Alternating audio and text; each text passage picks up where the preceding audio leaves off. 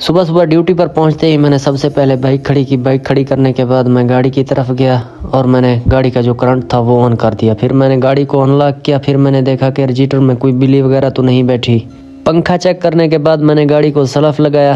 गाड़ी स्टार्ट करने के बाद मैंने सोचा कि गाड़ी के टायर चेक कर लेता हूँ, कोई टायर पंचर तो नहीं।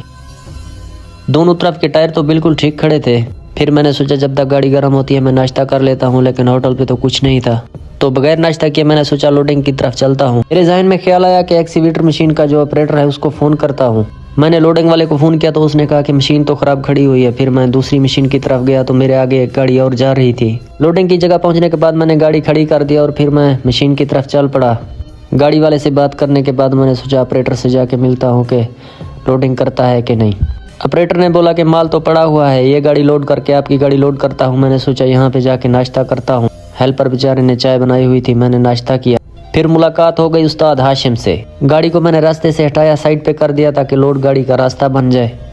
तो मेरे जहन में ख्याल आया कि मेरी गाड़ी का एक स्पीकर ख़राब था। मैंने वो स्पीकर खोला, उसे ठीक किया और फिर उसे लगा दिया। स्पीकर ठीक करने के बाद मैंने गाड़ी रैंप पे लगा दी। उस्ताद ने लोडिंग शुरू कर दी। गाड़ी लोड करने के बाद मैं चल पड़ा गाड़ी खाली करने की तरफ।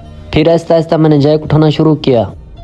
मैं गाड़ी खाली करने के बाद अड्डे पे पहुंचा और फिर गाड़ी को वहां पे खड़ा कर दिया। जो दोस्त नए हैं हमारे चैनल पर, हमारे चैनल को सब्सक्राइब करें। अपना ढेर सारा ख्याल रखिएगा। इसी के साथ ही मिलते हैं अगली वीडियो में। रब रखा, अल्लाह हाफिज़।